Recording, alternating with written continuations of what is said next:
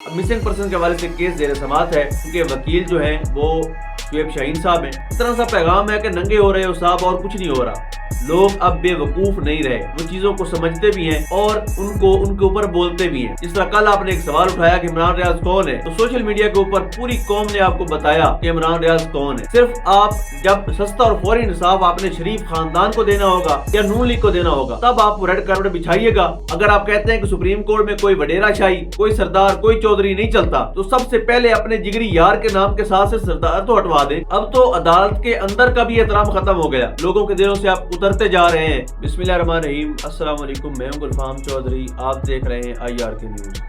پاکستان میں ہونے والی کچھ عام ترین ڈیولپمنٹ جن پر بات کرتے ہیں۔ فرسٹ آف آل، اس وقت چیف جسٹس آف پاکستان کے پاس پاکستان کے کچھ میجر پرابلمز اس وقت جو کنسیڈر ہوتے ہیں، اس حوالے سے کیسز جو ہیں وہ زیر سماعت ہیں۔ First of all, missing person جو ایک بہت بڑا ایشو ہے اور پچھلے کئی سالوں سے چل رہا ہے، لیکن ان کے اوپر بیانات دینے والے انوار الحق کاکڑ آج ان سے انحراف کرتے نظر آتے ہیں۔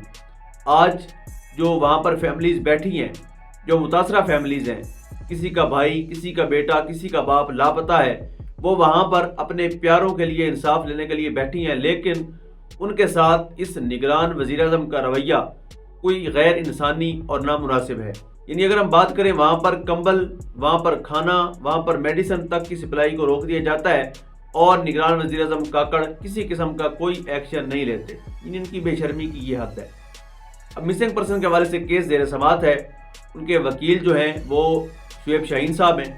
اب سپریم کورٹ کے اندر جب کارروائی کا آغاز ہوتا ہے تو وہ ساری کارروائی کو آن ایئر کر دیا جاتا ہے، تمام تر چینلز اس کو لائیو دکھا رہے ہوتے ہیں، اور پاکستان میں کچھ پردے تھے جن پردوں کے پیچھے کام ہوتا تھا اور لوگوں کو نہیں معلوم تھا کہ جس عدالت پر لوگ بھرم رکھتے ہیں، جس عدالت کو لوگ اپنا ہمدرد سمجھتے ہیں، جس عدالت پہ لوگ توکل کر کے بیٹھے ہوئے ہیں، اس کے اندر سماعت کیسی ہوتی ہے اور کیسے کیسے لوگ وہاں پر کبھی افتخار چودھری کی صورت میں اور کبھی قاضی فائد عیسیٰ کی صورت میں ہم پر مسلط کیے جاتے ہیں، اور لوگوں کے ٹیکسوں سے ان کی تنخواہیں چلتی ہیں، اور جو لوگوں کے مفادات ہیں وہ ان کی ترجیحات میں شامل ہی نہیں ہوتے۔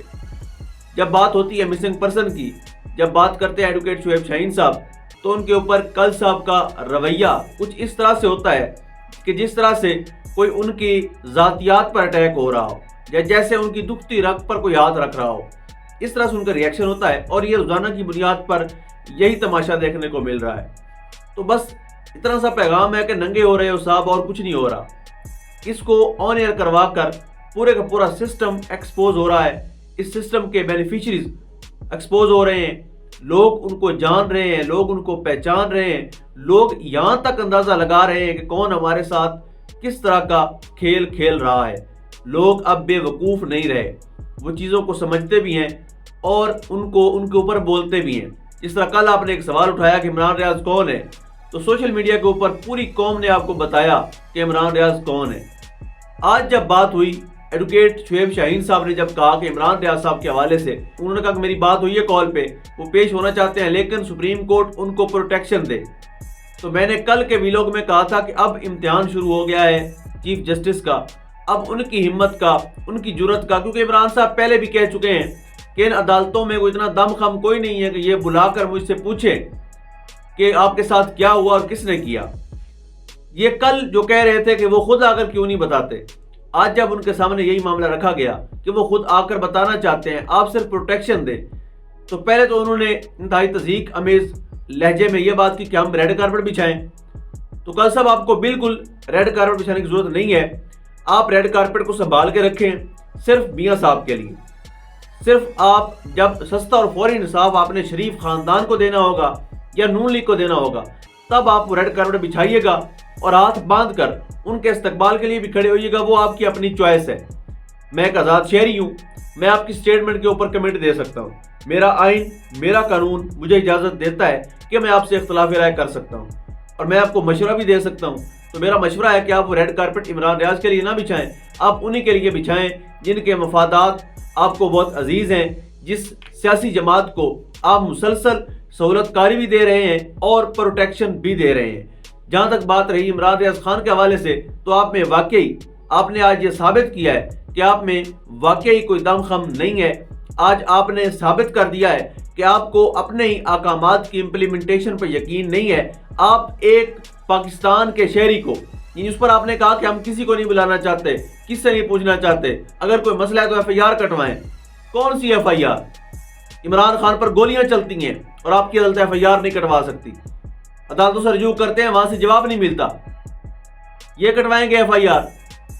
یعنی پورے کا پورا سسٹم، پولیس سسٹم ہو یا جوڈیشری سسٹم ہو، اس وقت پورا ایکسپوز ہوا پڑا ہے.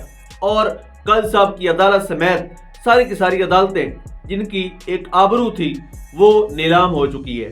بس اتنا کہوں گا کہ ایک برم تھا سپریم کورٹ آف پاکستان پہ، آج وہ بھی ٹوٹ گیا اور بری طرح سے ٹوٹ گیا. کہ آج ارشد شریف شہید کو انصاف ملنا تو درکنار، وہ شخص جو اتنی بری حالت میں واپس آیا، ان کو بلا کر ہمارے پاکستان کی سب سے بڑی عدالت کے سب سے بڑے قاضی اتنا بھی نہیں پوچھ سکتے کہ آپ کو کون لے کر گیا تھا، کس حال میں رکھا گیا اور کون لوگ اس کے ذمہ دار ہیں. اور ان کیونکہ قاضی صاحب میں اتنا دم خم نہیں ہے کہ وہ ان لوگوں کو کوئی سزا دے سکیں یا سزا دینے کا سوچ بھی سکیں. جہاں پر جلتے ہوں وہاں پر بالکل بھی انٹری نہیں مارتے.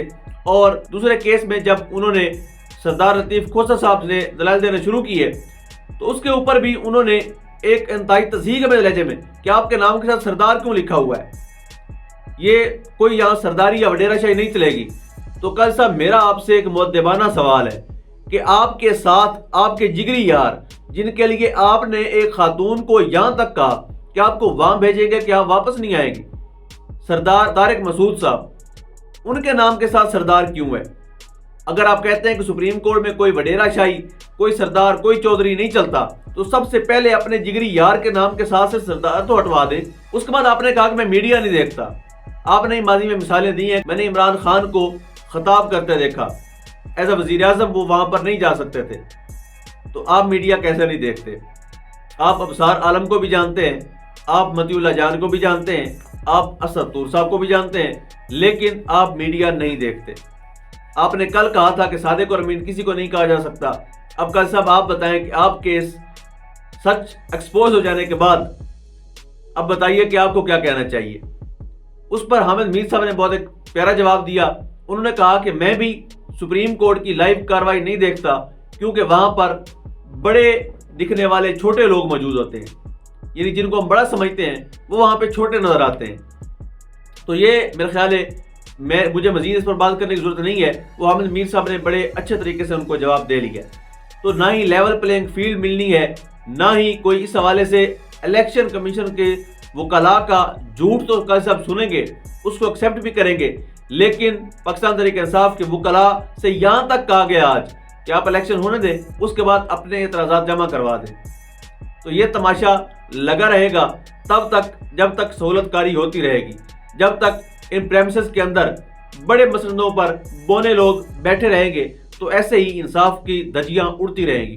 اس کے بعد آج پشاور ہائی کورٹ میں ایمان طاہر جو ٹکٹ ہولڈر ہیں، امیدوار ہیں پاکستان تحریک انصاف کی، ان کو گرفتار کیا گیا اور وہ ضمانت پر تھی. یہ حال عدالتوں کا رہ گیا، یہ عزت عدالتوں کی رہ گئی، یہ احترام عدالتوں کا رہ گیا اور یہ احترام عدالتی احکامات کا رہ گیا. اب سوال شروع ہو گیا، اب امتحان شروع ہو گیا پشاور ہائی کورٹ کا بھی. اب دیکھتے ہیں کہ وہ اپنے اس حکم پر کس حد تک امپلیمنٹیشن کرواتے ہیں.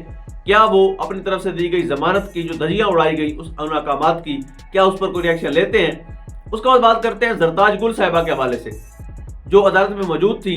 اور پاکستان میں ایک عجیب ٹرینڈ چل پڑا ہے کہ جو بندہ عدالت میں جاتا ہے پروٹیکشن لینے کے لیے اس کو عدالت سے ہی دھر لیا جاتا ہے. اب تو عدالت کے اندر کا بھی احترام ختم ہو گیا کہ جو عدالتی پریمسز کے اندر سے بندے کو اریسٹ کرنے والا سسٹم تھا وہ بند تھا، وہ نہیں اجازت تھی، لیکن اب وہاں پر بھی بندہ محفوظ نہیں، ایون بندہ کورٹ روم کے اندر سے گرفتار کر لیا جاتا ہے.